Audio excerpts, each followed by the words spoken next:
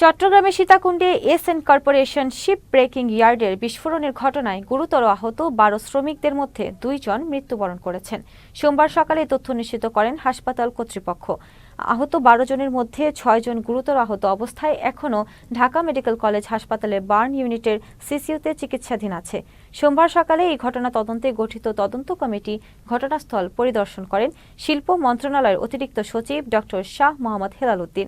আরও ছিলেন যুগ্ম সচিব প্রতাপ চন্দ্র বিশ্বাস ও উপসচিব সঞ্জয় কুমার ঘোষ। আমি মনে করি যারা যে সমস্ত ওয়ার্কার কাজ করবে তারা যেন ফুল সেফটি নিয়ে কাজ করে, যেটা ফুল পিপি বলে, যেটাকে মাথা থেকে পা পর্যন্ত ফুল পিপি, এটা পরে যদি আমরা কাজ করি দুর্ঘটনা কম বেশি যদি হয় সেক্ষেত্রে ক্ষয়ক্ষতি কম হবে, মানুষ আহত কম হবে।